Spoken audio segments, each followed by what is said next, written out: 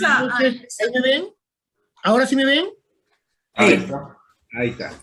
¿Sí? Sí. Buenas. Buenas noches. Buenas noches, Fernando. Buenas noches, qué gusto verlo después de tanto tiempo. Sí, Y igualmente. espero que estén de salud. Un gusto. Entonces vamos a iniciar.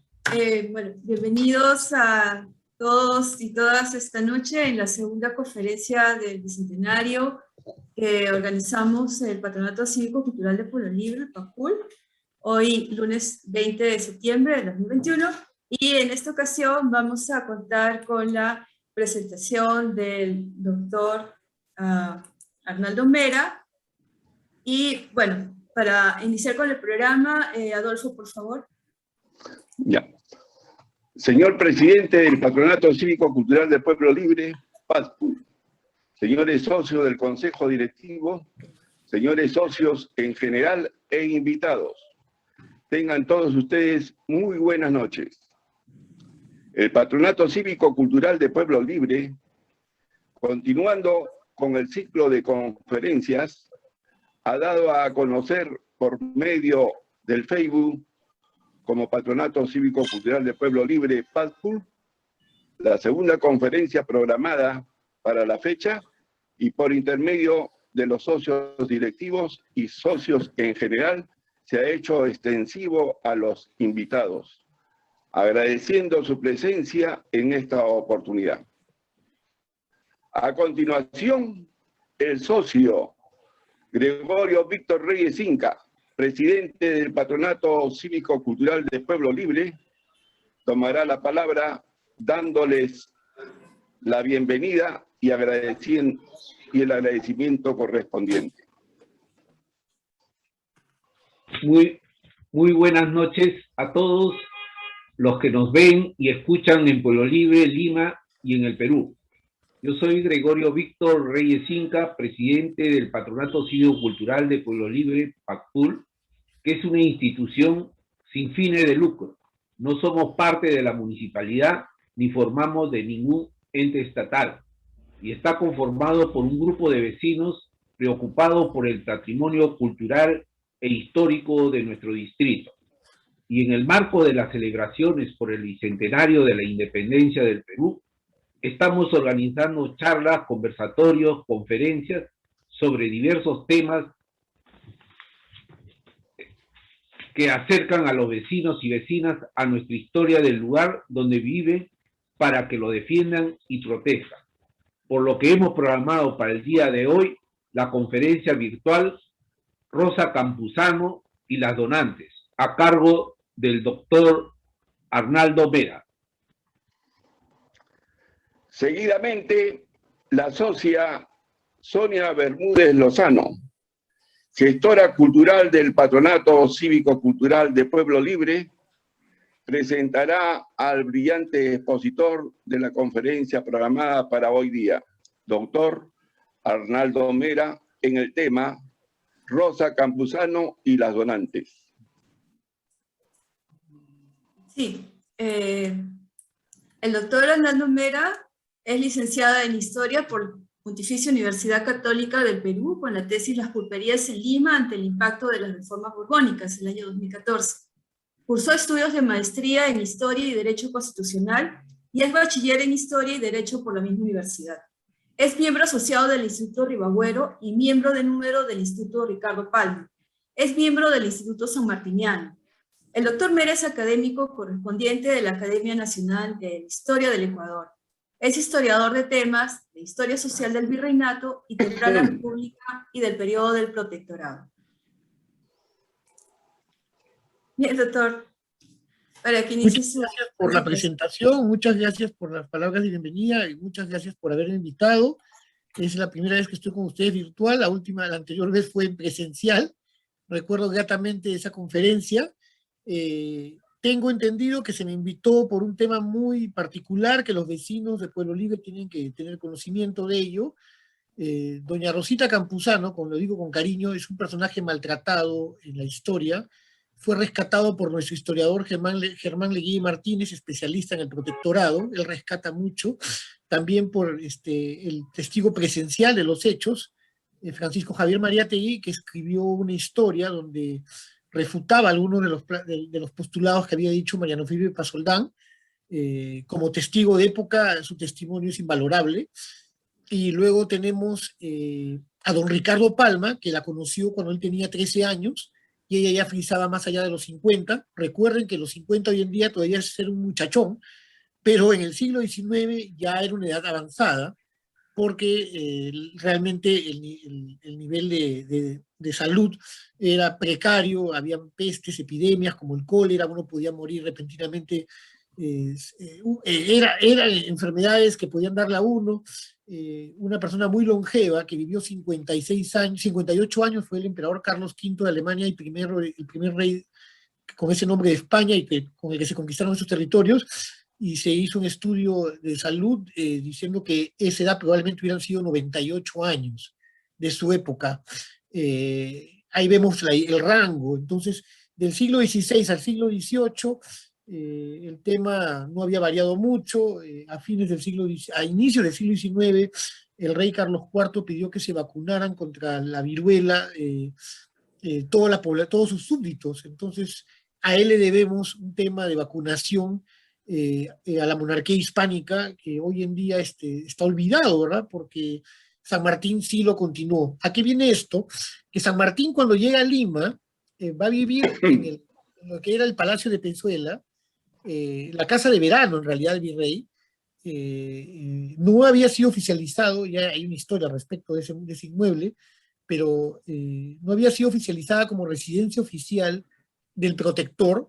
La residencia oficial se mandó a llamar Palacio Protectoral, que era el antiguo Palacio Virreinal, en el actual Palacio de Gobierno, pero él se instaló cómodamente en lo que viene a ser la residencia veraniega de los virreyes, que no era mal dicho decirle el Palacio de Verano, ¿verdad? Podría haberse dicho, a pesar que no era una casa grande y todo, no era un palacio al estilo del Palacio de Gobierno en cuanto a las funciones jurídicas y funciones gubernamentales. Quiero decir que hasta el día de hoy el Palacio de Gobierno tiene una ala que es para residencia y una ala para hacer el gobierno en sí. Lo mismo sucedía con el Palacio Real de Madrid, lo mismo sucedía con el Palacio Real de los Virreyes en México, y lo mismo sucedía con el Palacio de las Capitanías de Guatemala y Santiago de Chile, donde el gobierno estaba en el mismo lugar de la audiencia, donde estaba funcionando todo en realidad.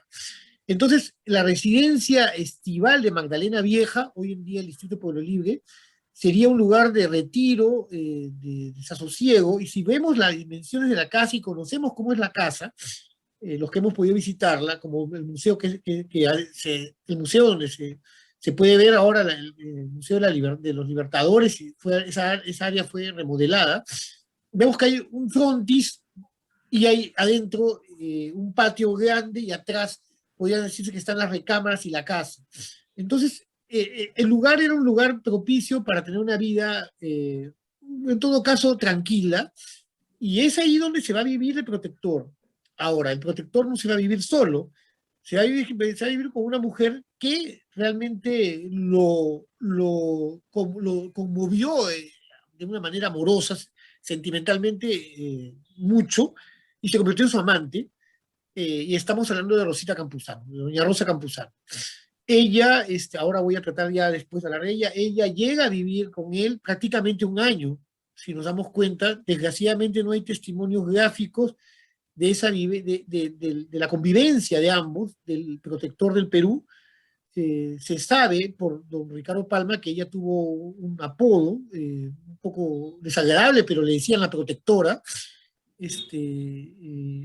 Hay dos tradiciones de Ricardo Palma donde la menciona ella, y don Ricardo Palma menciona muchos datos curiosos que voy a pasar a disertar pronto, pero quería esbozarlos en el momento de la época. Ella nace en Guayaquil en 1798, es una mujer joven que llega a los 19 años a Lima, la trae como amante un español, un comerciante español, y ella se establece en la calle de San Marcelo. Esta calle es muy importante porque en la esquina de la plazuela, que de repente algunos de nosotros conocemos o hemos pasado, la plazuela se respetó de milagro cuando hicieron la Avenida Emancipación, la ampliación de Girón Cusco. Frente a la iglesia de San Marcelo estaba la casa, hoy en día ya en ruinas, del marqués de Montemira y conde de Valledoselle, un aristócrata muy renombrado de la ciudad, que luego sería el que recibiría el poder del virrey y se lo traspasaría a San Martín cuando le deja entrar a la ciudad. Fue el último gobernante, se puede decir, nombrado por una autoridad hispana antes de la entrada del Ejército Libertador al mando de San Martín, y él lo invita. Y en esa misma calle, que hoy en día conocemos como, si no me equivoco, y para todos, Girón Rufino Torrico, ahí vivió doña Rosa Campuzano. Entonces, ella, ni bien se establece en Lima, ella genera tertulias. Yo he defendido su imagen, de repente por eso me han invitado, en este volumen de Aula Palma, que lo edita el rectorado, porque soy miembro del Instituto Ricardo Palma y mi deber como miembro de este instituto es defender la imagen de nuestro tradicionista y defender sus trabajos académicos como historiador, no como literato ni como lingüista. Para eso también hay otros que están en ese instituto de esas ramas y esa carrera. Yo puedo decirles fehacientemente que en los trabajos que he hecho, como mi tesis de licenciatura y otro trabajo sobre el Conde de la Vega del Rey, he encontrado un 90% de credibilidad en los trabajos del tradicionista, y no son tantas las invenciones, sino que le faltaba, porque no lo es, pues. Una tradición es una tradición, y eso lo sabemos todos. Entonces, no es un texto analítico histórico con notas a pie de página, como lo tiene que ser un trabajo académico, y si bien es cierto, no lo es. Desgraciadamente para don Ricardo Palma, el incendio de la Biblioteca Nacional de 1943 hizo que todas las fuentes que él revisara se perdieran. Entonces, probablemente los textos que él pudo leer o revisar, o la correspondencia sobre Rosa Campuzano que él cita, se perdió. Pero eso no implica que lo que él haya dicho sea un testimonio que yo considero válido y no son invenciones. Puede haber sido exagerado don Ricardo Palma, todos lo sabemos. Pero en el aspecto que yo investigo, puedo decir que he corroborado ciertos datos con otros trabajos de historiadores. Voy a leerles algunos para que sepan un poco de primera mano quién era. Lo más importante es el testimonio de él.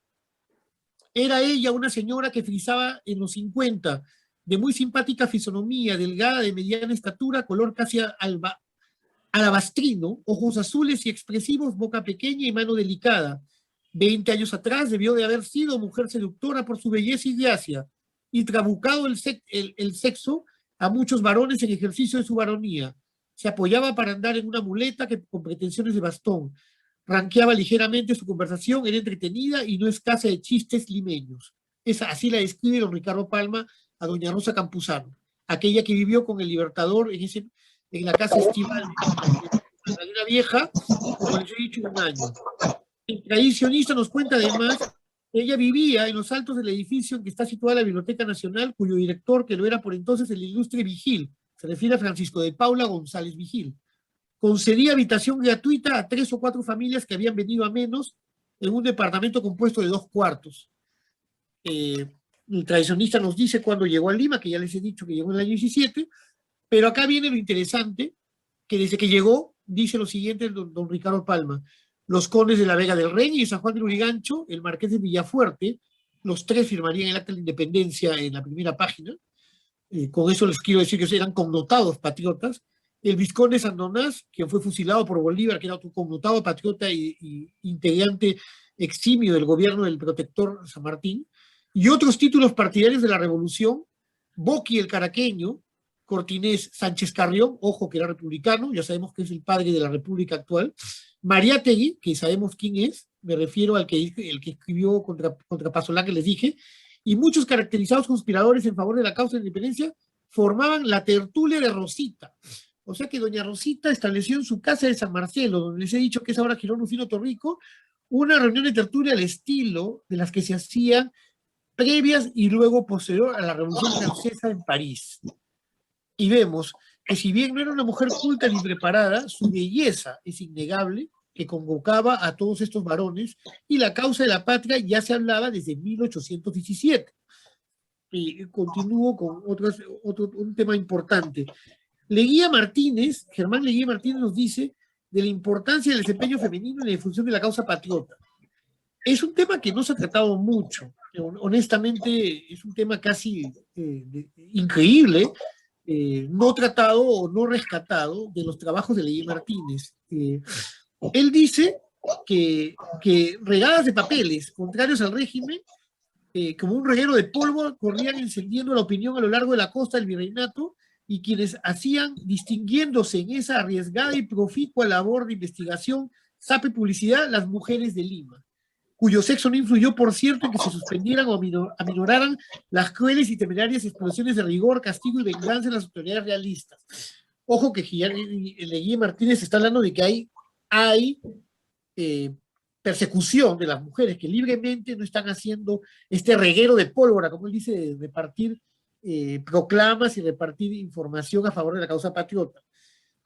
Hubo ocasión en que se puso en arresto a 12 o 14 mujeres en el año 1819, entre ellas a doña Mercedes Nogareda y doña Manuela Estacio. Eso nos dice Leguía Martínez para junio del año 19. O sea que doña Rosita, estamos viendo que era una mujer que, de armas tomar, que se jugaba su vida por la causa, y ahora veremos un tema muy interesante. Desde que San Martín desembarcó en Pisco, doña Rosa, a quien la sazón tenía por amante, ojo, al general arequipeño don Domingo Tristán. Este general arequipeño, disculpen que divague un poco la charla, pero ustedes ya son entendidos porque ya me recibieron una vez y sus preguntas fueron muy acuciosas aquella vez, y prefiero dejar los puntos sobre la is. ¿Quién es este Domingo Tristán? Este Domingo Tristán es el tío de Flora, y es un aristócrata arequipeño muy encumbrado económicamente, de las 3 mejores familias de Arequipa con los Goyeneche, inclusive, que militaba obviamente por su rango y estatus social en el ejército realista. Bueno, la amante era doña Rosa Campuzano. O sea que no estamos hablando que era un teniente ni un coronel, era un general, ¿verdad? Entonces, el general arequipeño Domingo Tristán entabló activa correspondencia con el ejército argentino. Claro, doña Rosa empezó a mantener correspondencia con San Martín para informarle de lo que le comunicaba Tristán. Luego conoció a Lamar, que era otro apasionado de la gentil dama. Nunca nos dijo Ricardo Palma si fueron amantes o no. Eso queda, pero sabemos que el general Lamar era el primer oficial de más alto rango nacido en Hispanoamérica. Y sabemos que había nacido en Cuenca, y sabemos que él se sentía peruano y se consideraba peruano. En esa época, y vuelvo a referirme a mi maestro, que en paz descanse, don José Agustín de la Puente Candamo, no había distinción de países, porque Ecuador ni existía, todavía existe, el nombre de Ecuador es del 1832, cuando se crea la República Vecina. Entonces, eran neogranadinos, eran rioplatenses, altoperuanos y peruanos, los integrantes de la monarquía hispana. Por lo tanto, digo esto para que no se haga esas alusiones negativas. Nos dice que tuvimos un presidente ecuatoriano cuando el mariscal de la Mar fue presidente del Perú y siempre se sintió peruano y fue deportado injustamente en su momento. Eso ya viene más allá del tema. Pero lo importante aquí, y eso sí es muy interesante, fue que la Mar recibe un oficio de los que empiezan a circular después de que San Martín desembarcó en Pisco, y Lamar era el jefe, era un alto jefe del ejército español, no era como Tristán, era un alto que estaba entre los segundos jefes y los terceros jefes del alto mando del virrey Pezuela, y luego del virrey La Serna, tanto así que le encomienda en la retirada de Lima el mando de la fortaleza del Callao, hoy conocida como el Real Felipe, y antes eran los castillos del Callao. Y luego se llamaron Castillos de la Independencia. Cuando ¿quién nos rinde? La Mar. ¿A quién se nos entrega? A San Martín. Bueno, en este caso, lo que nos dicen es que Rosa Campuzano tomó el oficio, fue a Palacio de Gobierno, donde les he dicho que era, además de la Casa del Virrey, se ejercían las funciones ministeriales, ¿verdad? Del gobierno del virrey, y le pidió que oyese en secreto a la Mar y lo que la Mar convino. Y la Campuzano dejó sobre el sofá en el que estuvo sentado el consabido pliego que el general encontró poco después que la interlocutora se retirara y evacuada su fingida pretensión. Por supuesto, la Mar, nos dice Mariátegui, que es testigo presencial de la vivencia de doña Rosa Campuzano, leyó su oficio y a nadie habló una sola palabra, procediendo con dignidad y como caballero, hoy cosa que hoy en día pues ningún varón respeta la privacidad de la mujer y en todo caso las denuncian de cualquier cosa. conducta que observaron Llanos, Otermin y demás jefes americanos, excepto Landázuri. O sea, ya acá Mariátegui se va contra uno. Landázuri es el antepasado del cardenal y de otras amistades que uno tiene de Arequipa. Bueno, en fin, a quienes la propia Campuzano y otras patriotas entregaron las respectivas comunicaciones llegadas del cuartel general de Pisco, Mariátegui en 1869, páginas 55-56. La aseveración de Mariátegui es en como en otros casos, en extremo fidedigna y valiosa, tanto y más cuanto que el magistrado en cuestión afirma haber sido él mismo quien había hecho entregar a la mar el oficio a San Martín. Eso lo dice Leguía Martínez, y como vemos, Leguía Martínez nos dice que, bueno, estas son palabras de Mendiburo. Voy a pasar a Mendiburo porque no tenemos mucho tiempo y no quiero ahogarlos con tantos datos, pero es interesante que sepan quién era ella. Y es gracioso cómo se expresa Mendiburo. Era un crecido de jóvenes robustos. Bueno, hoy en día pues serán, disculpen la desfachatez, pues, pero serán pues estos jóvenes, pues esto es guerra, estos jóvenes semimusculosos, o sea, que salen en televisión. Pero era un crecido de jóvenes robustos, en lo general de buena estatura, bien uniformados, con adornos de plata en la banda y los gorriones de sus brillantes compañías de preferencia. Y cuéntase que en ciertos simulacros los fuegos de ese batallón admiraron de tal modo que el coronel del regimiento, don Juan Antonio Monet, dirigióse al comandante Delgado elogiándole por armamento. ¿Quiénes eran estos jóvenes robustos? El batallón Numancia. Sabemos por nuestras clases de historia, los que somos mayores, porque hoy en día ya nos enseña así la historia, que el batallón Numancia pasó a las armas patriotas en noviembre y diciembre, no me acuerdo la fecha exacta, mentiría, me he olvidado, también me puedo olvidar de algunos datos, pero del año 1820, y que eso causó conmoción, desánimo y conmoción en la ciudad de Lima. ¿Quién participó en esto? Doña Rosa Campuzano. ¿Cómo? Convenciendo al jefe del batallón. Entonces ya tenemos aquí méritos insospechados, o sea, justificados para que ella llegue a ser considerada una heroína de nuestra independencia por lo que hizo. Pero no solamente contento con eso, podemos decir algo más y muy importante que también se ha olvidado, y lo dice Leguía Martínez en el tomo 2. La hermosa y astutísima Aspasia de la Revolución, así la califica Leguía Martínez, en cuyo atrayente domicilio repleto de encantos reuníanse y vaciábanse sus más íntimos secretos personales y políticos los altos jefes españoles, secretos que inmediatamente pasaban a noticia a los independientes y por su conducto de San Martín. Atrevida conductora de comunicaciones, importantes al Palacio de Pizarro y a sus propias oficinas, mujer irresistible que prendaba del prócer de Yapeyú, supo inspirarle pasión duradera, recóndita y ferviente, a la par dulce y perniciosa para el corazón del gran libertador del sur. Bueno, palabras magníficas de un historiador con buena prosapia de inicios del siglo XX, que sabía expresarse muy bien. Acá quiero decirle que don Tomás Eres, prestigioso capitán del batallón Numancia, instado por dos de sus amigos sacerdotes oratorios para afiliarse a la buena causa, se manifestaba irresoluto a los encantos de doña Rosa. Eso lo dice Ricardo Palma. Acabaron por decidirlo y en el Numancia 900 plazas pasaron a incorporarse las tropas republicanas de la expedición libertadora.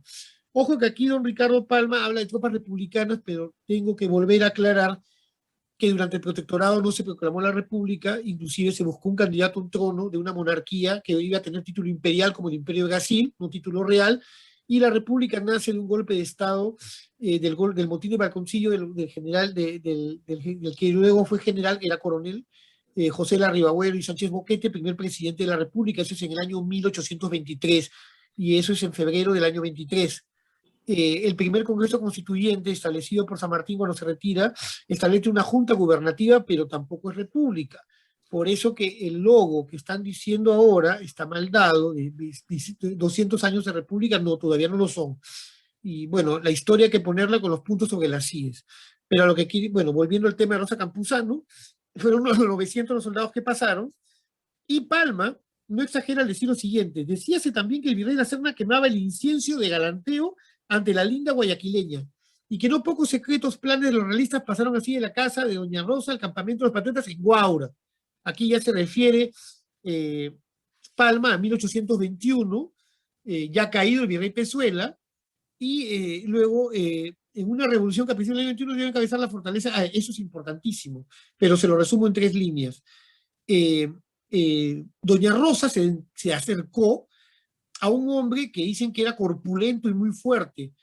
Lo define Palma como un barborote de tan herculeo vigor que con solo 3 dedos doblaba un peso fuerte. O sea, un hombre musculoso, un hombre tipo, hablamos de un Charles Atlas de la época, pero este oficial era comandaba el batallón Cantabria, se llamaba Juan Santalla, y a él Rosita le pidió que rindiera las fortalezas de Real Felipe, lo que hoy conocemos como Real Felipe.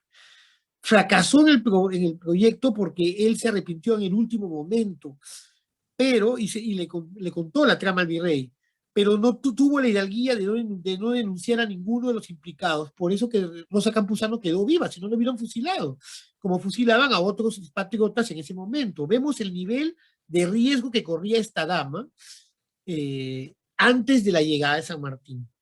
Hasta ahí es un punto que me parece muy importante de resaltar. Yo no he escrito ningún texto sobre esta división que acabo de hacer con ustedes ahora, pero por la conferencia me tomé el trabajo de revisar mis trabajos que he publicado y hablarlos, y al final voy a hablar de las donantes porque quiero hacer un lazo en común con la idea de una mujer limeña, una mujer patriota, que no importa su origen socioeconómico, sino que contribuye con la causa de nuestra independencia, y eso es muy importante destacarlo.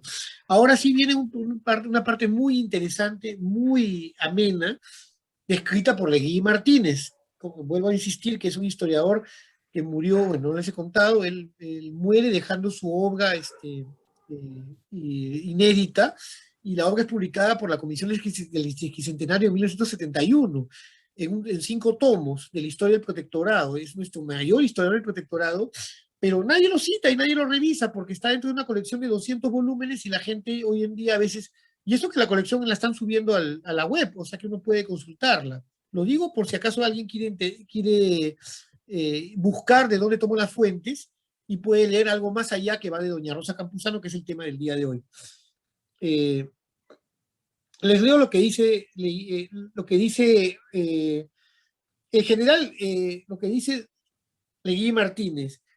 El general fue saludado la noche del 10 de julio por un grupo de damas distinguidas de la élite limeña.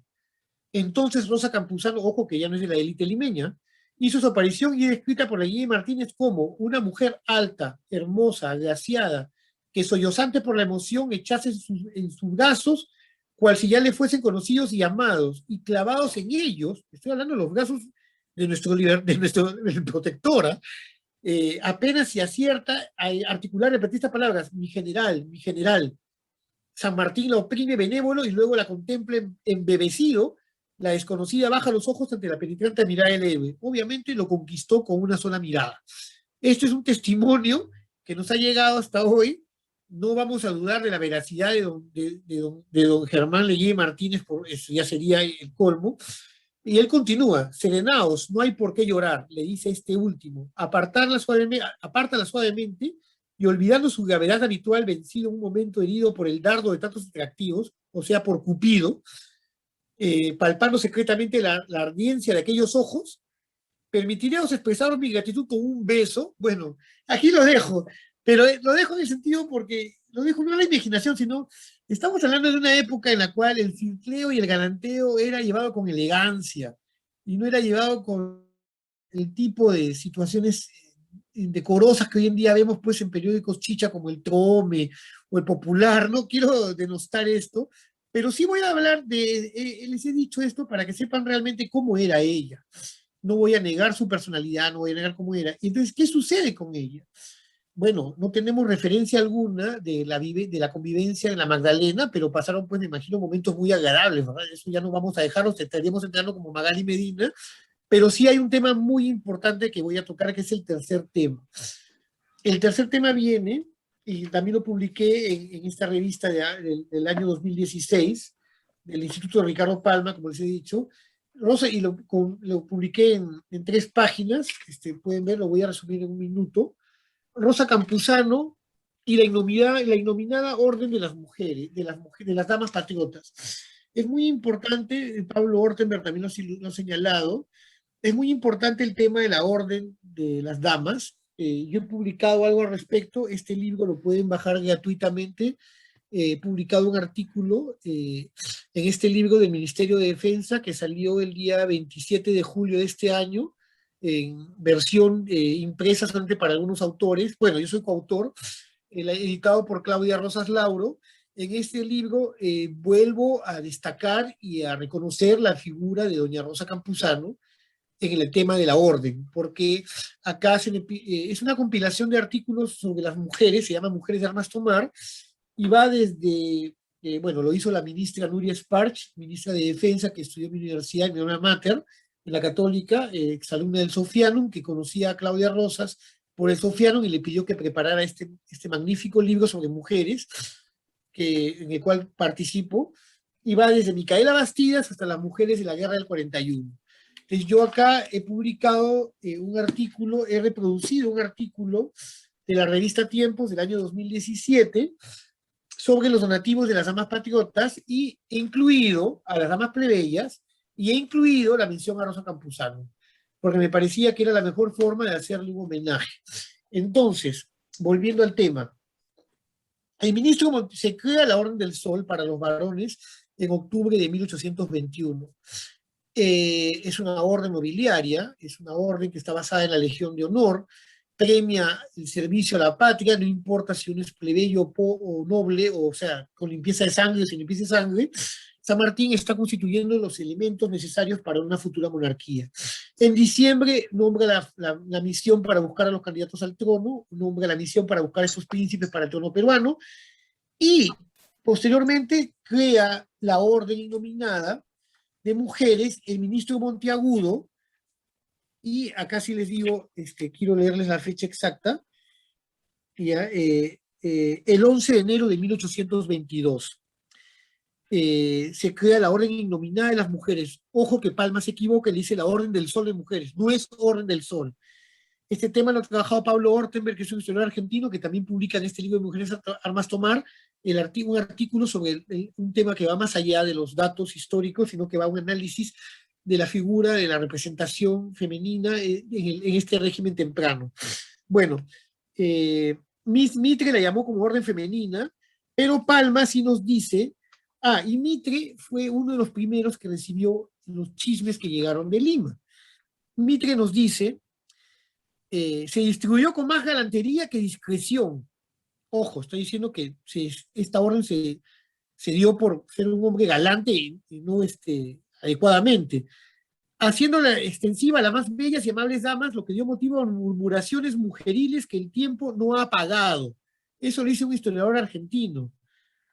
¿Ya? Lo cierto es que esta orden innominada de la mujer se le otorga a doña Rosa Campuzano, y lo cierto es que sí generó habladurías que llegaron hasta los tiempos de Palma, cuando escribe las dos tradiciones donde la menciona, habladurías por las cuales tanto Germán Leguía Martínez y tanto María Tegui han tratado de demostrar tempranamente, a inicios uno del siglo XIX y otro a inicios del siglo XX, de que nuestro personaje que estamos viendo ahora, que vivió cerca de un año con el protector, no solamente fue un amante por la que se criticaba, sino que fue una heroína que participó en hechos clave y que su vida corrió riesgo de muerte si hubiera sido atrapada o delatada por alguno de los infidentes, por alguna infidencia de algún varón en aquella época. Pero no sucedió así. Los galanteos y flirteos de los que nos habla Palma son importantes porque tenía acceso al virrey. Y no me refiero a Pezuela, me refiero al virrey La Serna, que es el que hace el golpe de Asnapuquio y es el que estaba dirigiendo las operaciones para abandonar Lima y hacerle la campaña a San Martín. Entonces estamos viendo que era un personaje importante. Y este personaje importante fue denostado por otras mujeres. Esas mujeres la veían como simplemente el amante del protector. Y esa es la imagen negativa de la cual yo quería ahora de un poco limpiarla, en el sentido de que no hay ningún desliz en ser una mujer, no tenía marido, San Martín era viudo, entonces también no estamos hablando de que le estaba quitando el marido a otra o ella estaba siendo infiel a su marido, estamos hablando de una relación atípica porque el protector no había tenido una amante previamente, y todos sabemos la historia de la vida del protector. Antes de pasar al tema de las donantes, que es un tema paralelo, que quería hablarlo porque espero que me queden unos minutos. ¿Me quedan unos minutos, Sonia? Ya, Sí, doctor. gracias. Gracias, pero hay una tradición muy dolorosa en el aspecto de la comparación femenina que hace Palma, donde compara al amante de Bolívar con la amante de San Martín. Y solamente se la resumo en un minuto. Para Ricardo Palma, doña Rosita Campuzano es una dama elegantísima, bella y mujer en todos los aspectos que se mueve en Calesa. Y pinta a Manuela Sáenz como lo que fue, una mujer hombre, una marimacho de la época, que montaba a caballo y que se vestía como hombre, y todos sabemos que si no fuera por ella, Bolívar hubiera muerto. Ella fue la que lo avienta por el balcón del Palacio de Gobierno de Santa Fe de Bogotá, y Bolívar tiene que correr por su vida, y ella inclusive se enfrenta a los que venían a victimar al Libertador. O sea que es otra mujer de armas tomar, de diferente carácter a que hay que respetar. Me refiero por Manuelita. Todos conocemos a nuestra, que estuvo sentada conmigo al costado, a nuestra historiadora que ha escrito un libro sobre Manuelita, que espero, todavía no he podido leerlo porque en la pandemia no he podido adquirirlo, pero es Linda fundamental. Lema. ¿Ah? Linda Lema, sí. Sí, de Linda. Espero poder tenerlo en mis manos para leerlo.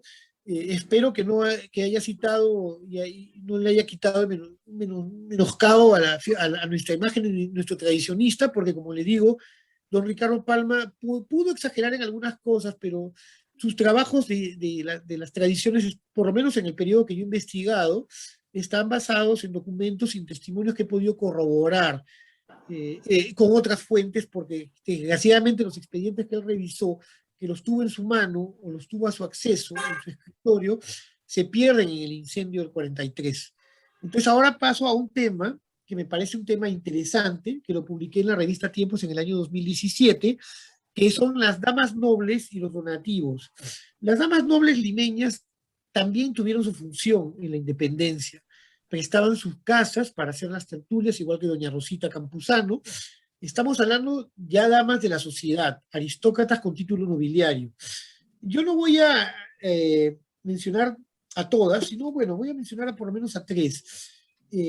A la marquesa de Guisla, a la cual San Martín le devuelve todo el dinero que ella prestó para que el batallón Numancia, que les he mencionado, esos jóvenes robustos, no muriera de hambre y tuviera sus pagas.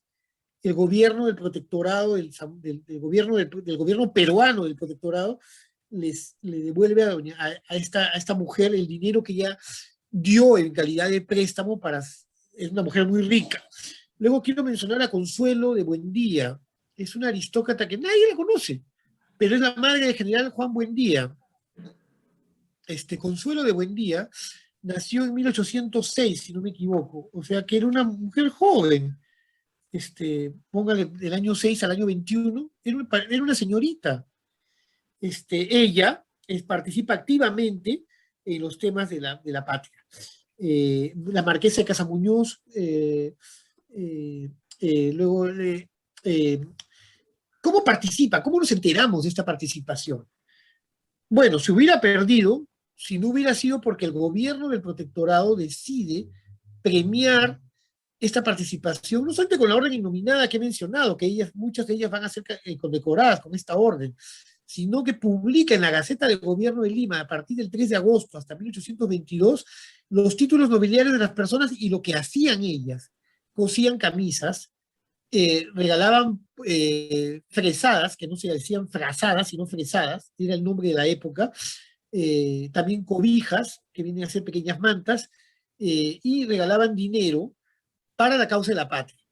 Hay un tema muy interesante de estos donativos que también hacen las mujeres de los conventos, que cosen camisas, que se distribuyen en todos los conventos de Lima para hacerles camisas al ejército libertador.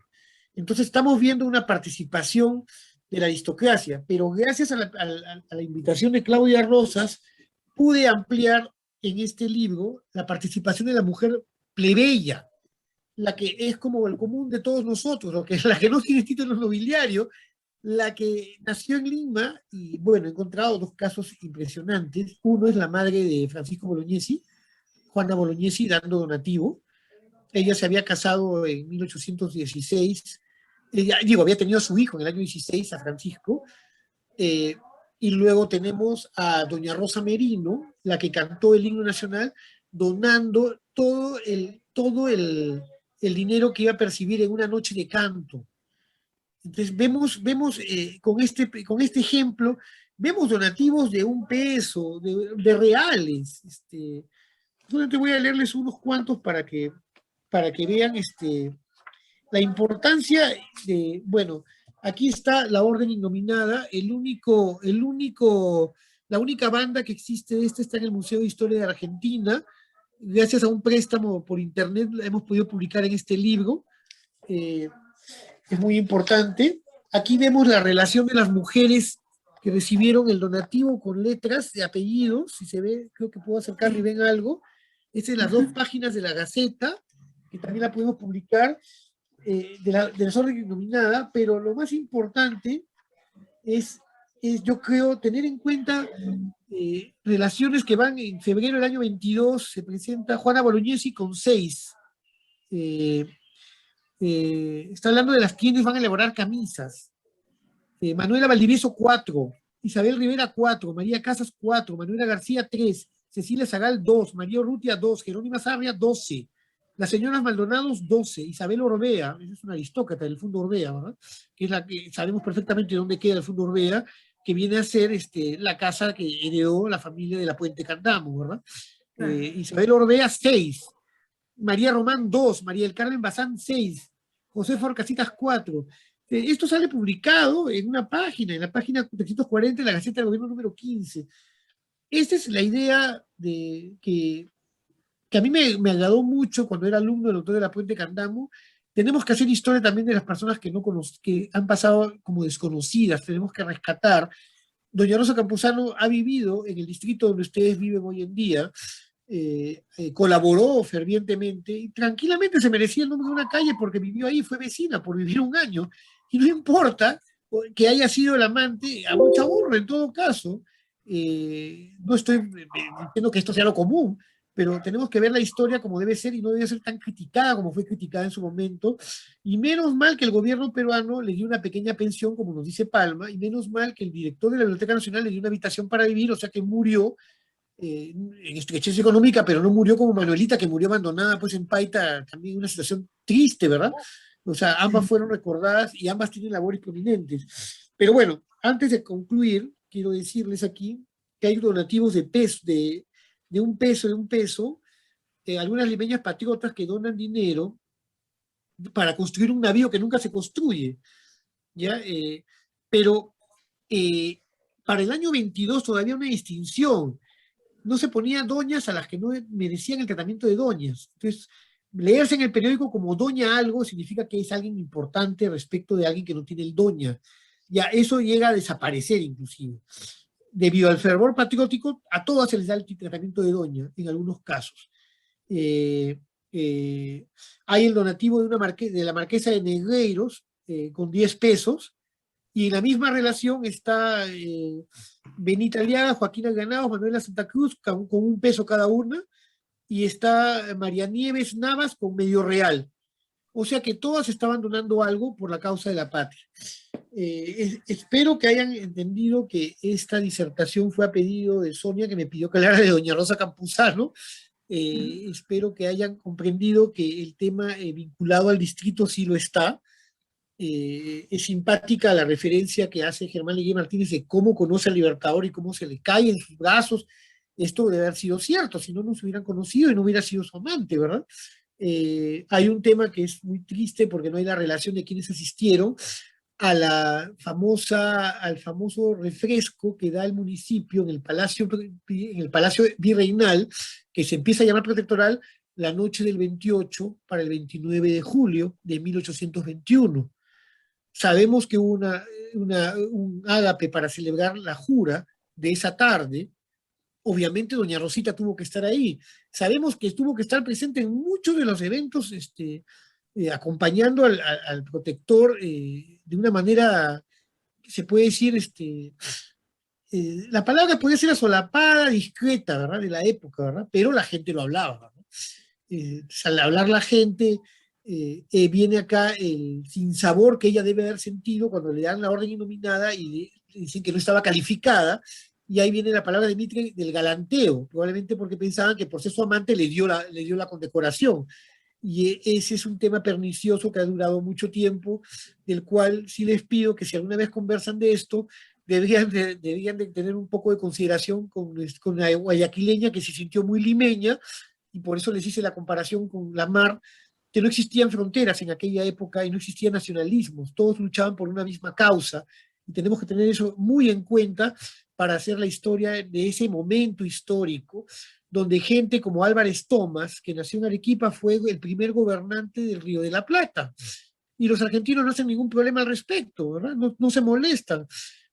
O como lo que dije de la mar. Entonces, el hecho de que haya nacido en Guayaquil no le desmerece que haya venido a vivir a Lima en el año 17 y que haya hecho las tertulias que tanto beneficio hicieron a la causa de la patria. Y con eso finalizo la charla de ahora y puedo absorber las preguntas o dudas que tengan, pero espero que les haya sido interesante. No sé si quede tiempo, ustedes me dicen. Gracias. Muchas gracias, doctor. Muchas gracias, doctor Mera. Sí, muy interesante, y además también para recuperar la memoria de lo que fueron las heroínas, las mujeres que participaron en la independencia, y sobre todo Rosa Campuzano, que vivió aquí en la Magdalena, y las mujeres que la apoyaron en esta lucha por la independencia también, las donantes. Sí, mientras Ramón, no sé si tienes algunas consultas en el Facebook o aquí en el Zoom también los que deseen.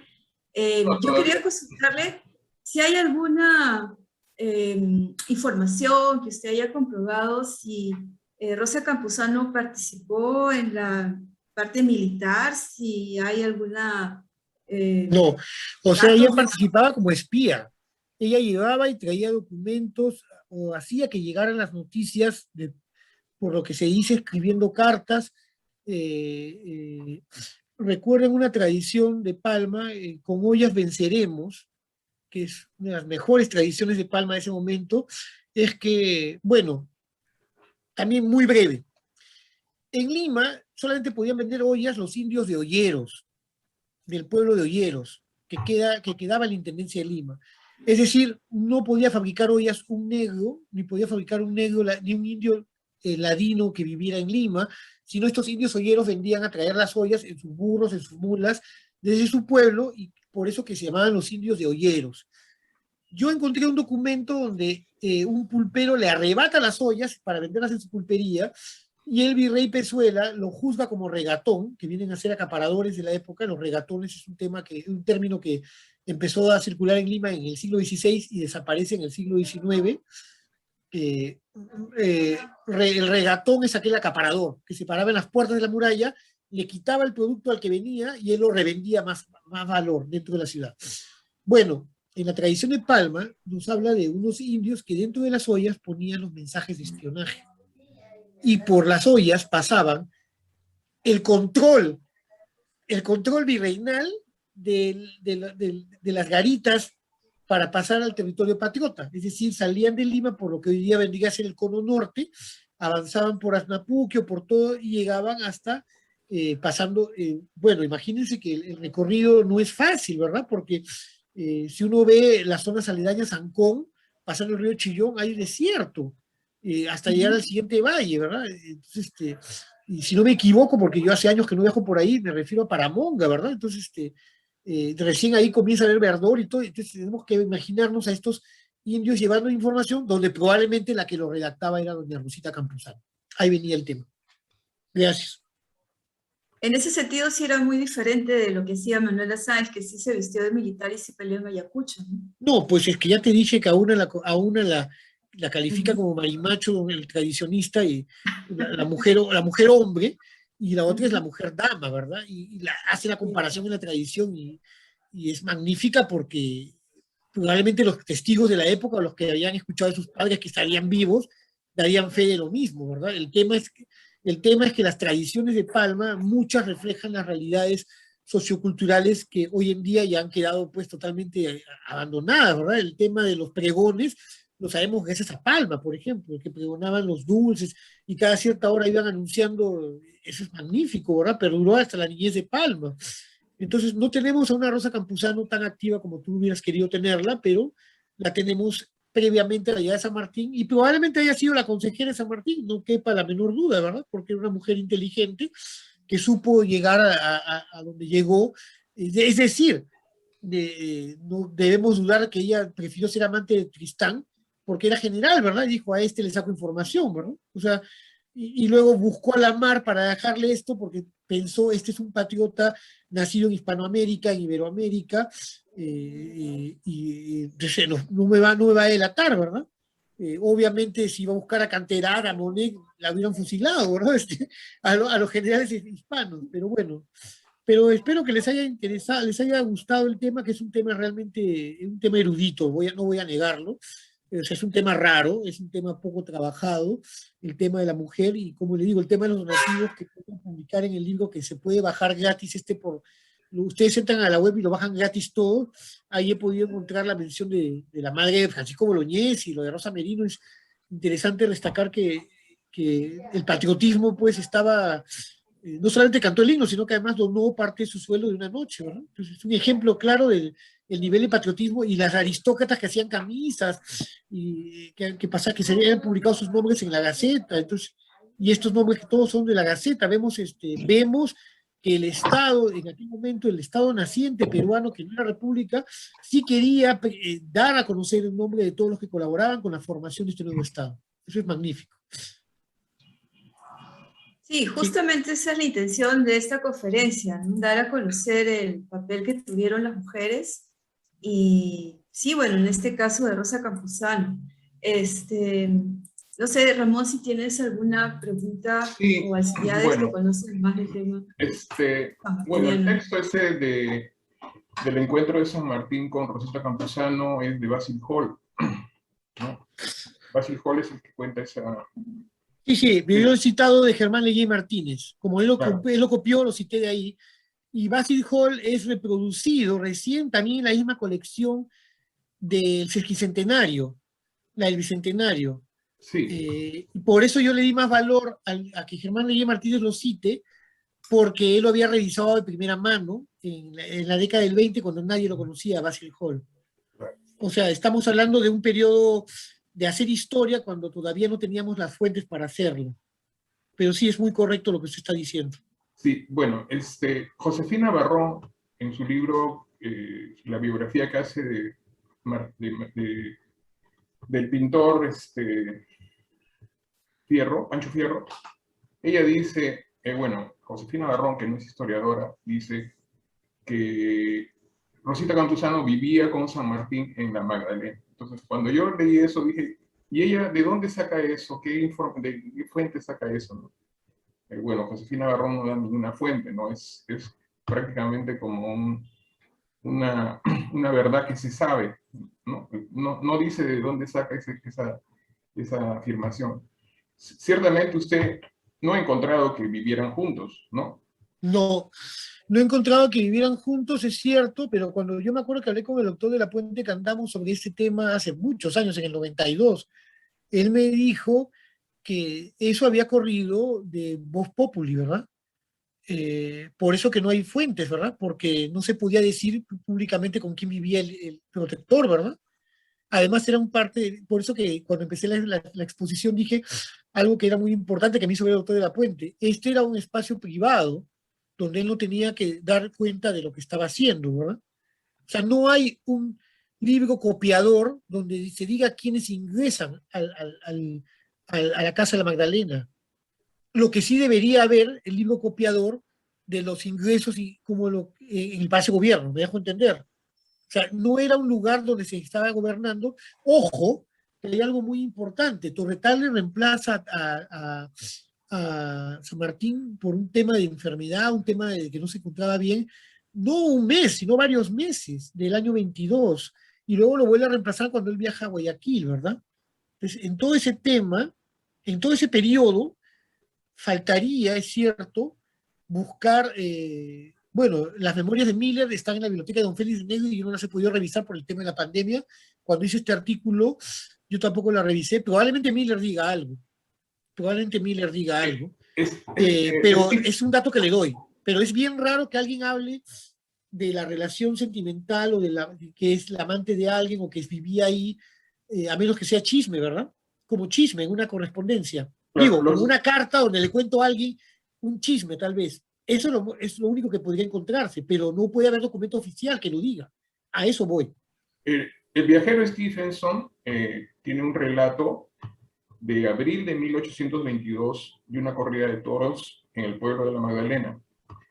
El relato es un poquito largo, ¿no? Para lo que solía escribir Stephenson, y él hace un dibujo, o sea, muestra en su libro el dibujo de una dama que dice que es una hacendada de la Magdalena, que le llamó la atención por la manera como estaba vestida y cómo estaba montada en un caballo, ¿no? Stephenson no menciona a Rosita Campuzano, pero sí menciona toda la corrida, menciona que habían hombres y mujeres a caballo, y que hacen el toreo pues a caballo, que es un toreo de origen peruano, ¿no? No menciona a Rosita Campuzano, se supone que ahí podría haber estado, porque luego ¿Y usted cree que esa dama puede ser Rosita Campuzano?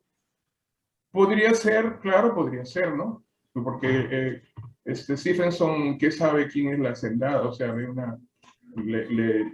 la pinta, ¿no? La dibuja, parece él, ¿no? Está en el libro. Yo no sé si sea ella, ¿no? La verdad. Pero no menciona ningún nombre, menciona la corrida completa, una serie de detalles de la corrida que espero escribir en algún momento, porque me parece que Sí, ahí... es una lástima, porque yo cuando era muy joven revisé las memorias de O'Reilly, que estaban en la casa de mi jefe, el doctor de Negri, y él sí menciona datos muy interesantes de Manuelita Sáenz, pero datos negativos inclusive, o sea, opiniones que hoy en día resultarían hasta contradictorias inclusive, o habría que buscar en afirmaciones, porque él dice que por culpa de ella, el Libertador perdió a sus amigos, que ella los alejó, todo. Entonces, eso está en correspondencia, pero la de O'Reilly, pero no se encuentra nada de esta dama, es cierto, no se encuentra nada de doña Rosita, es cierto. Tenemos que creer lo que nos han dicho, ¿verdad? Ya, claro. Sí, bueno, entonces, es probable que viviera en la Magdalena, entonces. No, pues de que viviera con San Martín, de eso de lo que usted me ha dicho no tenemos un documento que diga están viviendo juntos, porque era una persona, ya es el carácter privado del Libertador. Eso es lo que yo le dije que conversé con el doctor de la Puente. Cuando era mi maestro, yo le decía, pero ¿dónde podemos corroborar? Entonces, hay que deslindar lo privado de lo público. Por eso que les dije al comienzo de la charla, de que la Magdalena vendría a ser un lugar de un espacio privado. Y el espacio público estaría en el Palacio de Gobierno de Lima, que no lo habitó todo el tiempo que vivió aquí. San Martín prefirió quedarse en la Magdalena, ¿verdad? Entonces, No, es un tema... prácticamente vivió en la Magdalena todo el tiempo. Sí, es un tema que no se ha ahondado más, tal vez también de repente por falta de fuentes, ¿verdad? Pero me refiero a por qué tomar esa decisión, ¿verdad? Probablemente la decisión la pudo haber tomado porque tenía un amante, ¿verdad? Y no quería mostrarla en público en la ciudad, o no quería afectar la imagen del amante, ¿verdad? Recordemos que era una mujer muy joven, ¿verdad? Tampoco era una mujer entrada en años. Entonces, ahí estamos ya en el lado donde, por eso, si Regí Martínez, que es un historiador, se basó en Basil Hall, y hoy en día Basil Hall está reconocido como que todo lo que nos ha dicho es innegable, ¿verdad? Yo he citado a Basil Hall para un texto del año 2005, donde él narra la situación.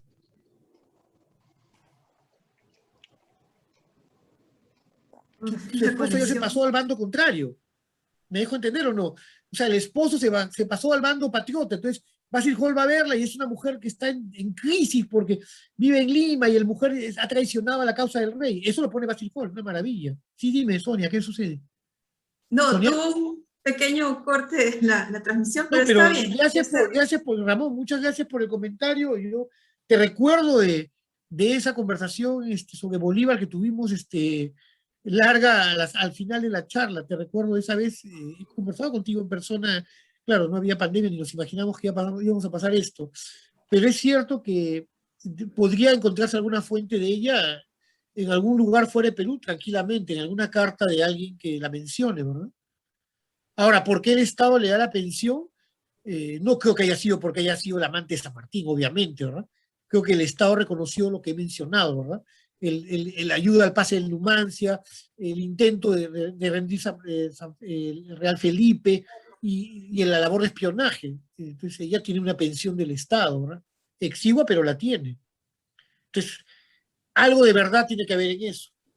Otro tema es el asunto de las patricias. En el artículo de Aula Palma, dices que más bien ellas son las patriotas, no más que patricias, me parece, ¿no? O sea, el término patricias que se ha popularizado. No, yo nunca he utilizado el término patricia, yo utilizo el término patriota. Patricia es un término que creo que se usa en la historiografía chilena para hablar de las familias de raigambre, familias patricias. No, yo acá menciono las familias nobles, pero te refieres al texto. Sino que acá en Pueblo Libre se ha inaugurado un paseo de las patricias, refiriéndose a las mujeres que participaron en la independencia. El término patricias es un término peruano, no es término peruano, ¿no?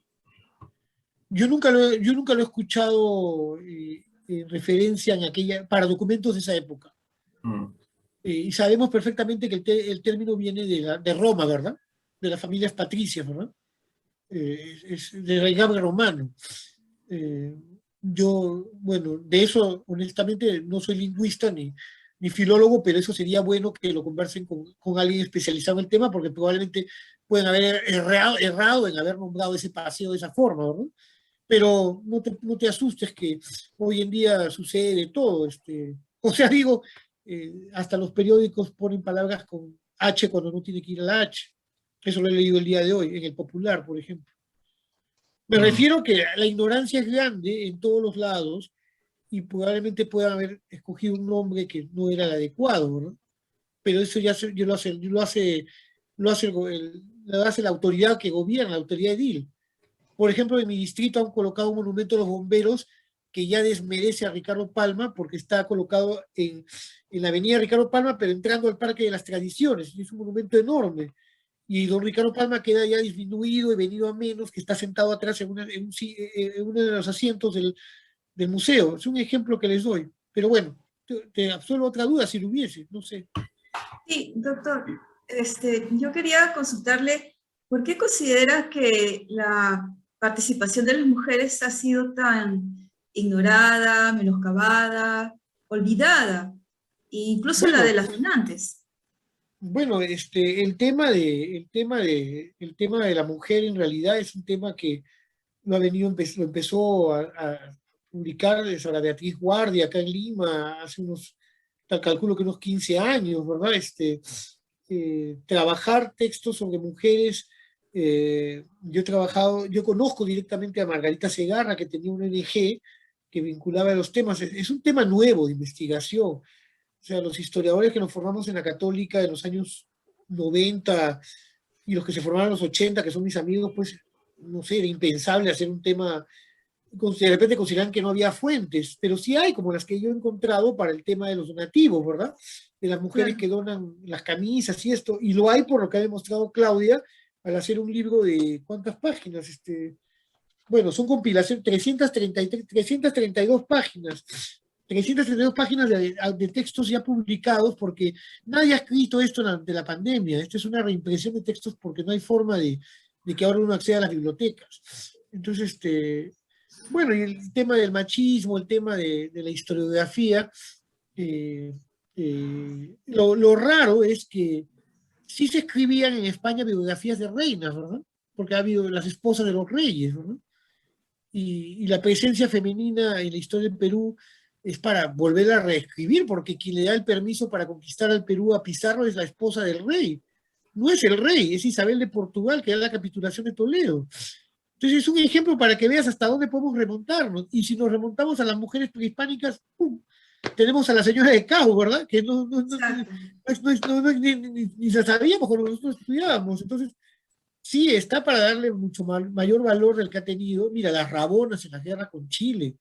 Es un tema que da pues es un tema también de la mujer que no tiene nombre, ¿verdad? La Rabona, que el cuadro del Piani donde está pidiendo que no le maten al hombre, es desgarrador y es un ejemplo un ejemplo vivencial de la mujer en una guerra donde nos enseñaban solamente los nombres, y eso, en mi época enseñaban a Cáceres, porque Cáceres no había muerto, entonces los héroes eran Bolognesi y Grau, ¿verdad? Cáceres lo rehabilitan después, ya en este siglo, en el siglo XX diré, pero lo rehabilitan como debía ser, ¿verdad? Pero como no había muerto, entonces no era el héroe, en la época que yo estudié en el colegio, me refiero, yo estudié en el Champañá de Miraflores, colegio privado, entonces no voy a negar pues que yo he visto su rehabilitación porque estaba en el colegio justo cuando fue el centenario de la campaña en La Breña. Entonces ahí hubo una rehabilitación. Entonces hay que esperar para que la mujer también sea mejor considerada de lo que ya está siendo considerada, ¿verdad? No solamente... Hay algo muy gracioso que te puedo decir, que yo fui muy amigo de, que en paz descanse, Ismael Pinto Vargas, que tenía una colección increíble de periódicos del siglo XIX, bueno, no como la de Negri, que ahora está en poder de la Católica. La de Lito Pinto ha quedado guardada en su casa porque falleció en 2018, la familia todavía no ha decidido qué hacer con la colección, y hago un texto y empiezan a escribir una personalidad truculenta. Y Lito Pinto me dice, ¿qué estás leyendo? ¿Algo sobre Nadine Heredia? Le digo, no, es sobre la Mariscala, la esposa de Gamarra. Y era gracioso porque yo lo empecé a leer en voz alta, yo no se fijaba qué estaba leyendo yo, él creía que yo leía un periódico del día, pero no estaba leyendo un periódico del día, estaba leyendo un periódico de la época donde escribían la personalidad de la Mariscala, que pues truculenta la tenía toda, ¿no? Y entonces pues, ahí pueden hacer hasta una novela, una película de ficción. Exacto. A lo que voy este es un ejemplo de mujeres. Tenemos un libro que es bien poco conocido sobre las esposas de los presidentes. No sé si lo has visto alguna vez, las cónyuges de los presidentes. Yo no lo adquirí, lo vi en la Biblioteca Nacional y lo revisé, interesante, pero puede uno ahondar más sobre eso y hacer historias. Mira, yo he vivido, ahora vive, tengo un pariente de 92 años, mi prima hermana, quien he cuidado, se salvó del COVID, ella me hablaba del escándalo del divorcio de Prado, o del escándalo del divorcio de Belaúnde Terry, porque éramos una sociedad conservadora.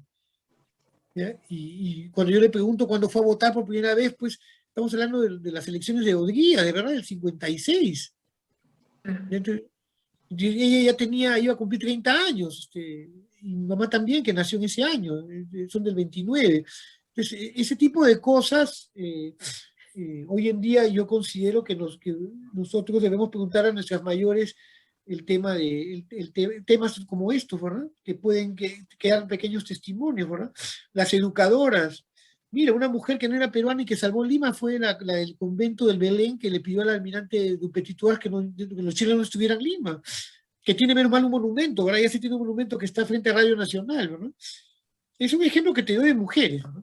O sea, no quiero ahondar más, pero quiero decirte, hay mujeres de las cuales sabemos los historiadores, pero van a hablarle a un muchacho de la calle quién es esta abadesa, esta monja francesa que no saben ni que hay el monumento, ni saben quién es, pero gracias a algunas mujeres ha sucedido muchas cosas importantes. Y no olvidemos a María Rostoroji cuando le reclamó a Álvaro el hijo de Vargas Llosa, el hijo de Mario Vargas Llosa, que se había copiado su trabajo de la hija de Francisco Pizarro, ¿verdad? Que es el trabajo invaluable de doña María Rostoroji, ¿verdad? Que es un trabajo impresionante sobre cómo esta mujer se la llevan a España porque era la heredera de toda la fortuna de Pizarro, la casan con otro Pizarro para que siga la línea de la fortuna, ¿verdad? Entonces, tenemos mujeres muy destacables. Bueno, esta Pizarro es la primera mestiza, como García de la Vega, en este caso era una mujer que era una mujer muy rica, sale de su territorio nacional, ¿verdad? Se la llevan a España, pero María Rostoroji ya la investigó. Entonces sí se puede hacer charlas sobre esto, sobre el tema de la mujer, puede dar mucho de qué hablar, ¿no? Y una última consulta, si Raimundo tiene otra. ¿Cómo es ahora la parte de los historiadores militares? ¿Ellos también están revalorando el papel de la mujer o todavía Bueno, no este libro lo ha sacado el Ministerio de Defensa. Si bien es cierto, la ministra era una mujer, sí. está pensado, y Claudia Rosa lo ha titulado Mujeres Armas Tomar, una maravilla de título, porque en realidad en cada época hay una mujer que tuvo, además, sabemos, me llamaron de Canal 2 por lo de Micaela Bastías hace un par de meses, y obviamente tuve que decir la verdad, que esta mujer era la que armaba la logística de su esposo, ¿verdad? y por Micaela hubieran tomado Cusco, y si tomaban Cusco, la rebelión hubiera terminado en otra, hubiera demorado más en sofocarla, ¿verdad? Entonces, era una mujer que apoyó a su marido más allá de lo que uno se imagina, ¿verdad? Merece todo el sitial que le han dado hoy en día a Micaela Bastidas, ¿verdad? Es copartícipe con el marido a igual. O sea, no se puede dar más crédito a José Gabriel de Condorcanqui y Túpac Amaru II. Entonces, es un ejemplo que uno lo ve de la lectura y bueno, recuérdese que la mujer recién entra oficialmente al ejército recién a finales del siglo XX, ¿verdad? Entonces estamos hablando que una historia oficial para eso va a partir desde ese momento.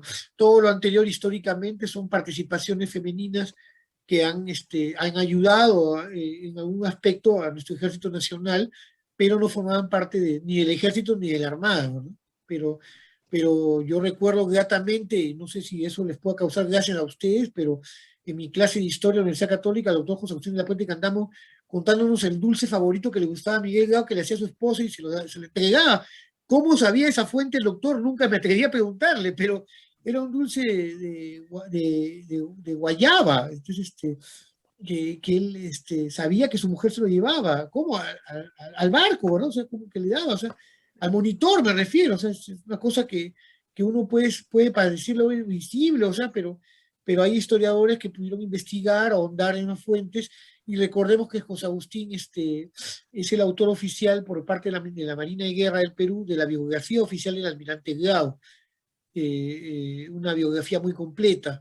Entonces, el tema de la mujer como esposa, el tema de la mujer como heredera de su esposo es magnífico, porque según hasta el código del 36, la mujer no tenía derecho, eso lo hablo ya como mi formación de abogado, la mujer no tenía ningún derecho porque todo el derecho lo ejercía el marido, pero si quedaban viudas manejaban su fortuna.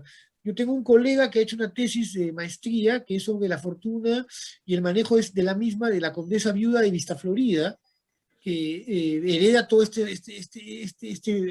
cantidad de dinero y bienes muebles e inmuebles, y ella los administra, pero son casos especiales. Y tal vez yo creo que la manera de mencionar a la mujer en la Gaceta de Gobierno era para realzar que también estaba dentro de la ayuda a la patria, y que no se eran los varones los que también ayudaban con dinero, con el donativo, con ir a la guerra, sino que estaba la mujer, y no sabemos, por ejemplo, ha quedado en el olvido, porque es una mujer del pueblo, aquella que inventó la causa limeña, ¿verdad?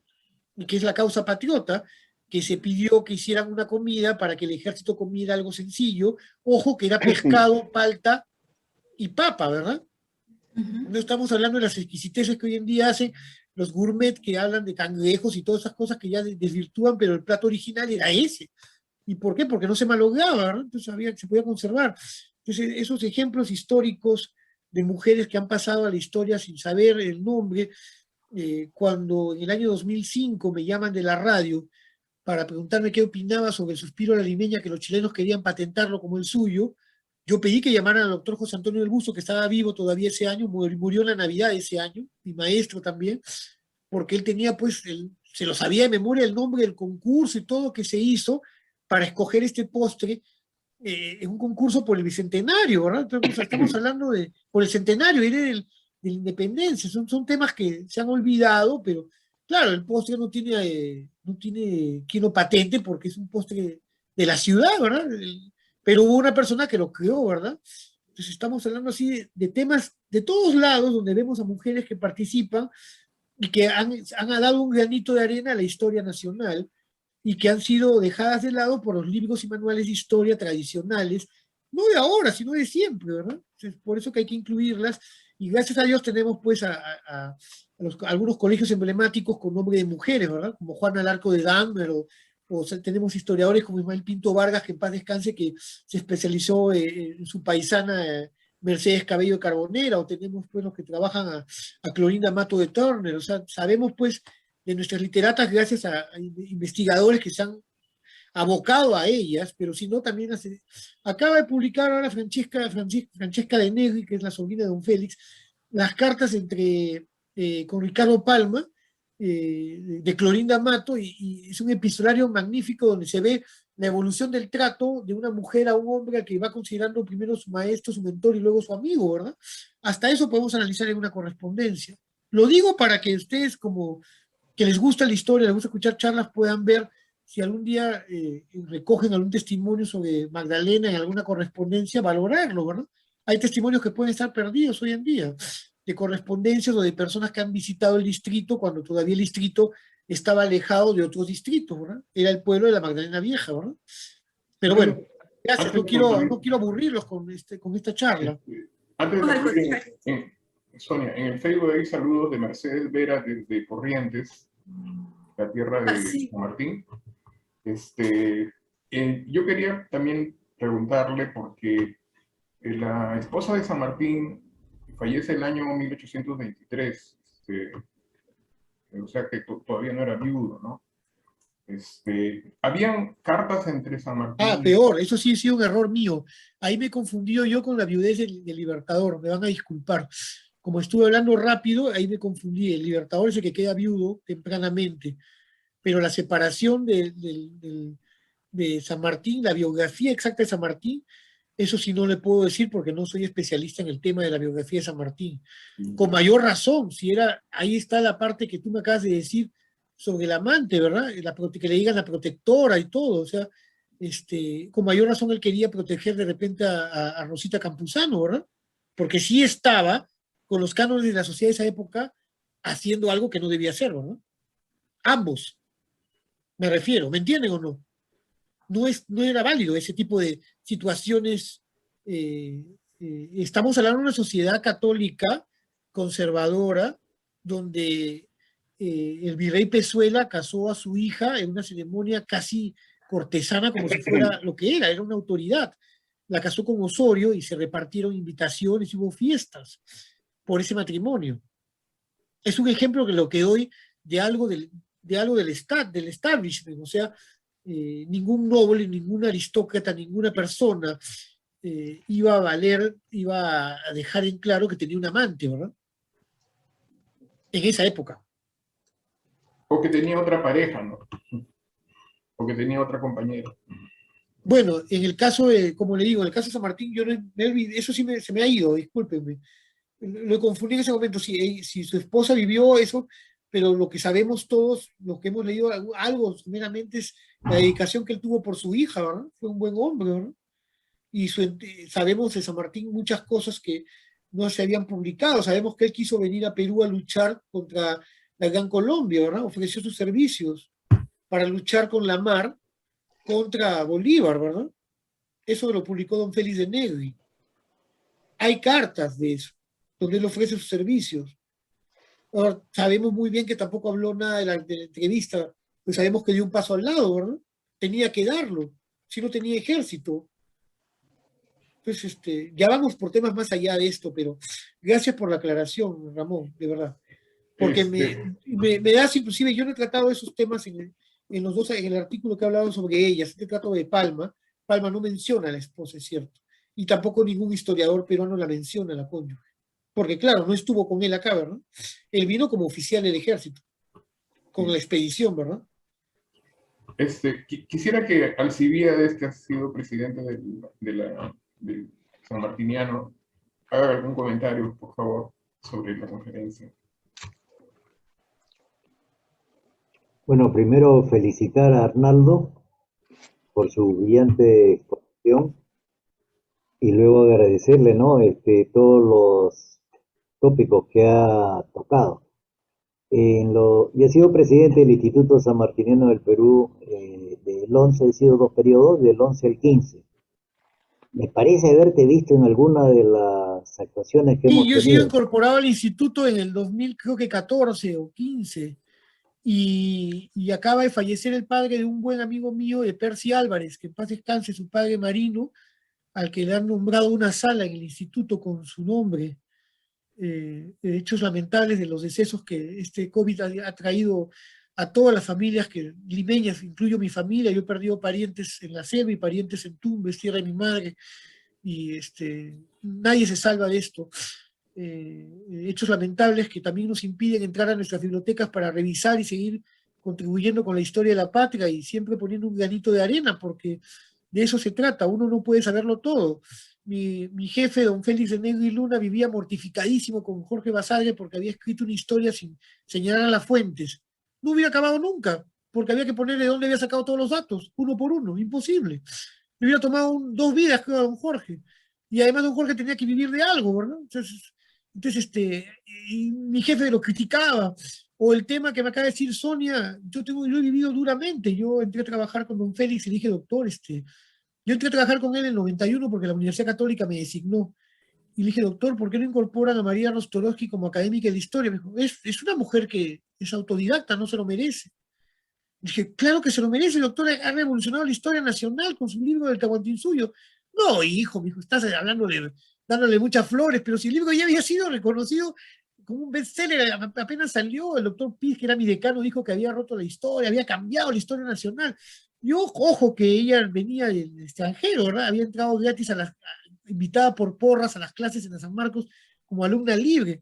Entonces, toda esta denostación venía de parte de don Félix por un machismo, me disculpa que lo diga, que lo acabo de recordar y que esperemos no se repita, ¿verdad? Porque se puede repetir, ¿verdad? Claro, don Félix nació en 1919, tuvo una educación en la Universidad Católica, de la vieja usanza, entonces no concebía pues que un autodidacta pudiera revolucionar la historia del Perú. Pero bueno, y ya lo hemos visto que lo hizo y lo logró, ¿verdad? En ese aspecto y en muchos otros, ¿verdad?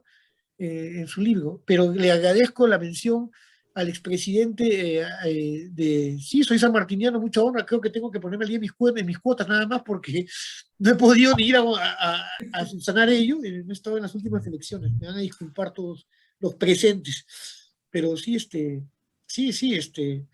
hay que destacar la imagen de nuestro libertador y de nuestro protector, diré, y hay que no contrastarla con el libertador, sino que cada uno tuvo su momento histórico, hay que respetarlo, ¿verdad? Así es.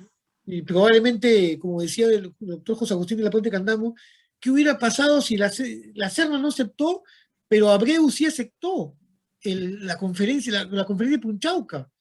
Y Abreu representaba a los constituyentes de Cádiz. O sea, Abreu había venido como comisionado del gobierno constitucional de España. Y entonces nunca hubiera habido guerra civil. Yo considero lo que siempre me dijo mi jefe, me van a disculpar, pero mucho del ejército realista era peruano y mucho del ejército patriota era extranjero, pero igual fue una guerra civil entre nosotros. Hubiéramos tenido una independencia concedida como fue la independencia de México, con el Pacto de Iguala, ¿verdad? Similar. No se dio por la intolerancia de la Serna que quería irse a la batalla, ¿verdad? Si se hubiera dado, San Martín hubiera viajado a buscar un príncipe español para traerlo. Probablemente no hubiéramos llegado jamás a eso, como sí llegó Brasil, porque Brasil tenía el príncipe ahí. Pero era una situación que estuvimos a punto de darla y se lo debemos a San Martín. Una paz sin violencia, sin descargar un tiro. Tanta crítica que se le ha hecho a San Martín de que por qué no enfrentó batalla en Lima. Pero entró a la ciudad se le abrió las puertas. Y hemos visto inclusive las importantes labores que hizo administrativamente durante su gobierno. Bueno, lo digo como sanmartiniano y también lo digo para que Ramón no me critique, que está por ahí, que bueno, sí, Bolívar, sí, mi jefe me enseñó a hacer dejar a Bolívar un poco de lado, pero como me decía el padre Nieto, que en paz descanse, sin Bolívar no hubiéramos llegado al final al puerto. Y eso es importantísimo, nos hubiéramos quedado a la deriva. Todo barco tiene que llegar al puerto. Y esa era la frase con la que el padre hermano Nieto Vélez, sacerdote jesuita, que en paz descanse, profesor mío en más de 2 cursos y tuve el honor de ser su amigo, me decía, sin Bolívar no llegábamos a puerto. Sencillamente es indispensable la presencia. Entonces, tenemos que reconocer a los dos y lo reconocemos. Tenemos el mejor monumento a Bolívar que se haya. Una lástima que esa plaza esté cerrada, esa plaza debe estar abierta. Claro, si la abren al público, pueden ahora destrozar el monumento por culpa de todas estas manifestaciones que hay, pero ese monumento es precioso, es un monumento hermoso, es uno de los mejores monumentos que se ha hecho a Bolívar a nivel mundial. Se comparen ustedes con los demás monumentos que hay de Bolívar, ese monumento es realmente magnífico. Y bueno, nuestra Plaza San Martín ya es de verdad que fue pensada en su momento como un gran... recuerden que en toda Ciudad Santa hay una sola plaza. Lima tiene 2, ¿verdad? la de Armas y la de San Martín. Entonces, ya con eso, ¿qué más podemos pedir? Y la de 2 de mayo, ¿verdad? Y luego la de Bolognesi, y tenemos ahí las 4 plazas que reflejan nuestra, y luego la de Grau que vino después, ¿verdad? Estamos viendo el avance historiográfico de nuestros monumentos, y no vamos a dejar jamás de lado a Bolívar, que lo tiene pues. Es una paradoja, ¿verdad? Porque Bolívar, a un especialista sabe que tuvo la constitución del 26, que es una constitución vitalicia, ¿verdad? Que no abogaba por una república tan democrática como la constitución del 28 o la del 23, pero ahí lo tenemos al lado del poder legislativo. Pero bueno, gracias Alcibiades por tus palabras. No sé si quieres decirme algo más. Voy a ponerme el día con agradecerle mucho por esta conferencia magistral que nos ha dado al Patronato Cívico-Cultural de Pueblo Libre, a todos nuestros vecinos y vecinas. Agradecer también que están conectadas en el Facebook Mercedes Vera desde Argentina y Yani Chumpitaz desde Estados Unidos. Están conectadas y escuchándonos. Gracias. Gracias a todos los vecinos que están también conectados aquí. Y para terminar, queríamos, en nombre del patronato, hacerle llegar esta constancia como un agradecimiento. No sé si lo está viendo en la pantalla. Sí, muchas gracias. Sí, una constancia para usted en señal de agradecimiento por esta conferencia que nos ha brindado hoy sobre Rosa Campuzano y las donantes. Se lo vamos a hacer llegar a su correo para que lo tenga como recuerdo y agradecimiento desde el PACUM. Bueno, muchas gracias a todos. Doctor. Gracias. Sí, quería hacer disculpa, excelente su conferencia, doctor, pero muchas ahí gracias.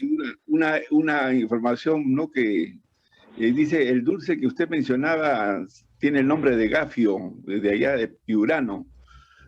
Muchas gracias. Sí. Yo le digo antes de retirarme que mi madre nació en Tumbes, pero no había colegios en Tumbes. Mi abuelo era terrateniente y la mandó a estudiar a un colegio de monjas que se llama Nuestra Señora de Lourdes, aún existe. Entonces yo, de muchacho, el profesor Maticorena, que en paz descanse, me jala del brazo y me dice, muchacho, ¿tú eres Ábalos? Sí. ¿Y Ábalos de dónde? Dice, yo he estudiado con tu tío en el colegio Miguel Grau. Entonces cuando ya estaba anciano, el profesor Maticorena, yo iba a visitarlo, y un día estaba un general de la policía, le estoy hablando del año 2012, y él dice, qué bueno que has llegado ahora, me dice. Me decía siempre muchacho, ya no era muchacho, ya estaba en la base 4, y agarra y me dice, llévale estos alfajores a tu madre porque los va a deleitar. Me los ha traído este paisano. Yo nunca me enteré que el paisano era general, y yo no sabía, pues, con más respeto le hubiera hablado, inclusive, pero me dio gracia y le dije, llévate varios, porque tu mamá va a gustarle. Y no se imagina el placer de que cuando mi mamá los vio, unos alfajorcitos que hacen en Piura, que le habían traído al profesor Maticorena, Miguel Maticorena, gran historiador sanmarquino que tiene sus discípulos, y yo también me considero amigo de él. O sea, lo visitamos hasta que Dios lo recogió, fuimos a verlo, y me acuerdo que estaba postrado en una camilla en el Hospital Obrero, y Fausto Alvarado Dorero, que luego se volvió mi amigo, lo ayudó y lo llevó al geriátrico de Ñaña, donde ahora es un hospital del COVID. Entonces, don Miguel Maticorena por lo menos pudo estar en una cama, en una habitación, como profesor sanmarquino que era, pero a lo que voy es el tema de Piura. Sí. Él hubiera estado muy feliz de escucharlo desde el cielo, del profesor Maticorena, que diga Escafio, estaría muy feliz de escuchar eso, y obviamente a don José Agustín Lapuente Candamo era darle un dato adicional, que es la tierra de nuestro héroe, ¿verdad? El dulce lo comía porque no era limeño, ¿verdad? O sea, hay que decirle de dónde era el dulce, ¿verdad? Porque hoy en día mucha gente dice que es limeña y se olvida que come un dulce o algo que es de la tierra de sus mayores, ¿verdad? Que ha llegado a Lima con la tierra de sus mayores, exceptuando al picarón y al anticucho, que sabemos fehacientemente que era de acá. Tenemos muchas cosas que no son de acá, pero gracias por el dato, lo voy a transmitir a su hijo José, cuando hable con José de la Puente Brunque, que es actualmente mi decano, el decano de la Facultad de... Muy bien, doctor. Y gracias también, muy linda su conferencia. Muchas gracias. Gracias a todos por estar en este tiempo, que ha sido más de 1 hora. Espero no habernos aburrido. Gracias. Muy bien. Gracias con todos, entonces me voy despidiendo. Gracias. Que tengan buena noche. Muchas gracias. Dios nos cuida a todos. Hasta luego. Chao, Sonia. Gracias. Hasta luego. Hasta luego.